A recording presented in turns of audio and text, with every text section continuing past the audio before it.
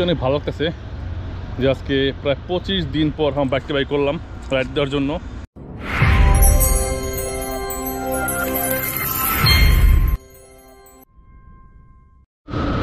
আসসালামু আলাইকুম বন্ধুরা, সবাই কেমন আছেন? আজ প্রায় 25 দিন পর বাইকটি নিয়ে বের হলাম, কারণ আমি প্রায় 20 দিনের মতো ইন্ডিয়া ছিলাম। এর কারণে আমার বাইক নিয়ে বের হওয়া হয়নি। যারা আমার ভিডিও দেখে বা আমাকে ফলো করে তারা অবশ্যই জানেন জিনিসটা। আমার ফেসবুক পেজে আর ইউটিউব চ্যানেল দুজন জায়গায় আমি ইন্ডিয়া ভিডিও দিয়েছি, আরও কিছু বাকি আছে, তো আপনি অবশ্যই দেখবেন আর জানাবেন যে কেমন হয়েছে। তো আজ একটা জরুরি কাজে বের হয়েছি, আমার আমিন বাজার যাওয়া লাগবে, তাই ভাবলাম এই বাইক চালার অবস্থায় ভিডিও করি আর আপনাদের কিছু ইন্ডিয়ান বিষয়ে শেয়ার করি। মূলত ইন্ডিয়াতে আমি ছিলাম প্রায় 20 দিন এবং 20 দিন আমার খরচ হয়েছে মাত্র 30,000 টাকা। কি বিশ্বাস হচ্ছে না? আর তাও আবার আসার সময় দিল্লি থেকে আমি ঢাকা এয়ারপোর্টে বিমান দিয়ে আসছি। প্রথম ঢাকা থেকে বাসে করে বেনাপুল পার হয়ে পরে বনগাঁতে ট্রেন দিয়ে শিয়ালদা স্টেশন, ওখান থেকে একদিন ছিলাম কলকাতা, একদিন থাকার পরে আবার শিয়ালদা স্টেশনে এসে ট্রেনে চড়ে গেছি আজমির শরীফ। তো আজমির শরীফ ছিলাম 3 দিন। আজমির শরীফে আবার রুড়কি থেকে দিল্লি, অনেকগুলা স্পটে গেছি। আপনার সব ভিডিও দেখলে বুঝতে পারবেন। আমাদের দেশে আমরা নিজেরা ঘুরলে যে খরচটা হয়, বিশেষ করবেন ইন্ডিয়াতে তো অর্ধেক খরচ হয়। যেমন আমি যদি ঢাকা থেকে আপনার কক্সবাজার যাই অথবা সিলেট যাই, 7 দিন থাকলে আমার 10 থেকে 15 টাকা অনার্স চলে যাবে, যেটা সবচেয়ে লো বাজেটও থাকি। কিন্তু দিল্লিতে ইন্ডিয়া গেলে আপনার 10,000 টাকায় পুরো ভরপুর ঘুরতে পারবেন। যা কী বলবো আর।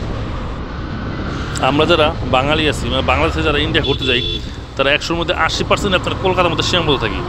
আর কলকাতায় এত মানুষ হওয়ার কারণে হোটেল সব বুকিং হয়ে যায়, এই জন্য একটু ওরা দামটা বাড়িয়ে দেয়। কিন্তু আপনি কলকাতা থেকে বাইরে ছেড়ে যান, সত্যি ওখানে স্টুডেন্ট সংখ্যা অনেক কম এবং হোটেল থেকে শুরু করে খাবার দাবার সব অনেক কম দামে পাবেন। কলকাতা হচ্ছে মার্কেটিংয়ের জন্য বেশ, যারা মার্কেটিংয়ের জন্য যান তার জন্য অন্য হিসাব। কিন্তু যারা আপনি ঘোরার জন্য পাগল, নতুন স্পট দেখার জন্য পাগল, কম দামে লো বাজেটে সুন্দর সুন্দর জিনিস দেখবেন, তারা কলকাতা ছাড়া অন্য কোনো রাজ্যে যান, সত্যি অনেক ভালো লাগবে। আমার ডেসক্রিপশন বক্সে ইন্ডিয়া ব্লগের কিছু লিঙ্ক দিয়ে রাখছি, আপনারা ঘুরে আসুন, অবশ্যই ভালো লাগবে। বুঝতে পারবেন যে এই কলকাতা ছাড়াও অনেক রাজ্য আছে ঘোরার মতো এবং লো বাজেটে, যা কলকাতাতেও মোটামুটি কম পড়বে। তো এতক্ষণ আমি যেসব কথা বললাম তা সম্পূর্ণ আমার নিজের অভিজ্ঞতা থেকে বলেছি। সত্যি বলছি ভাই, বিশ্বাস করুন, কলকাতা ছাড়া আপনার রাজ্যে যান, কলকাতা দার্জিলিং বড়ার সাইডগুলো ছাড়া একটু ভিতর দিকে যান, সত্যি আপনার কষ্ট অনেক কম পড়বে, আপনি ঘুরে অনেক মজা পাবেন। সত্যি কথা বলছি।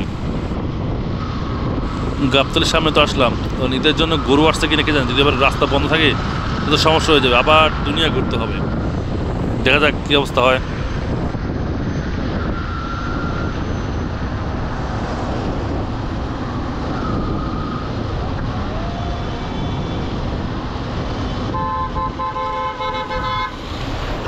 কী ব্যাপার, আর 5 দিন পর ঈদ, এখনও পুরো সব কিছু খালি, বাসে প্রবার সব কাঁথা আছে, কিন্তু একটা গরুও নাই।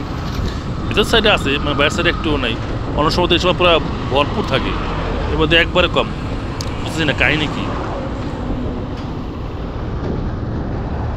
আজ ডেট হচ্ছে 12 জুন, আর 17 জুন আপনার ঈদুল আজহা। তো এখনও গরু ভালো আসে নাই, এটা কেমন দেখা যাচ্ছে। অন্য সময় তো এই সময় পুরো জমজমট হয়ে যায় 4-5 দিন আগে, কিন্তু আজ পুরো ফাঁকা ফাঁকা। যাই হোক, আর কথা বাড়াবো না, চলুন সামনে আগানো যাক।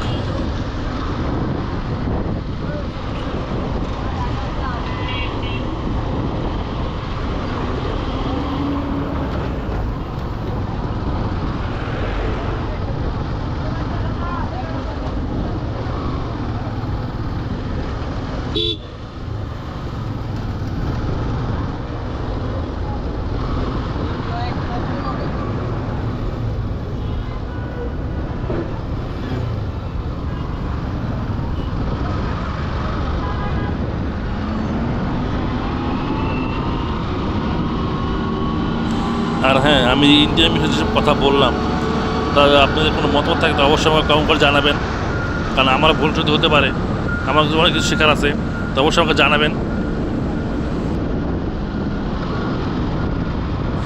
এই হাইওয়েতে আজকে 4 বছর পর আসলাম। লকডাউনের পরে মানে আজকে ফার্স্ট। আগে প্রায় প্রায় আসতাম, বিশেষ করে নন্দন আর ফ্যান্টাসির জন্য। মানে 2 মাস 6 মাস পর প্রায় প্রায় আপনার নন্দনে ফ্যান্টাসি যেতাম, এত ভালো লাগতো। আর রাস্তাটাও রাইড করতাম। কিন্তু এখন 4 বছর ধরে এখানে আসাই হয় না।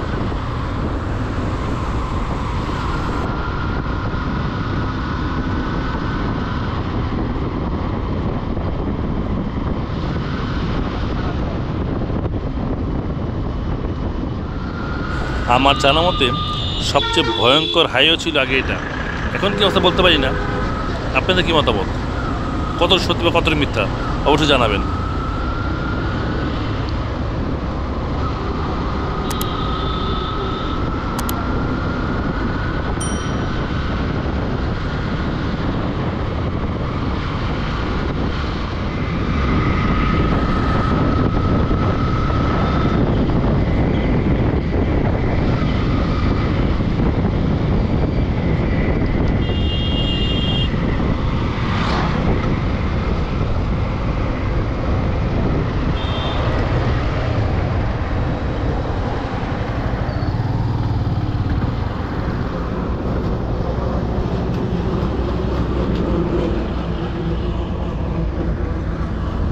পরিবেশটা অসাধারণ সুন্দর। তো আমি যে কাজের জন্য আসছি কাজটা কমপ্লিট হয়ে গেছে। সত্যি অনেক ভালো লাগতেছে যে আজকে প্রায় 25 দিন পর আমি বাইকটা বাই করলাম রাইড দেওয়ার জন্য। কাজে হলো, একটা ব্লগও হলো।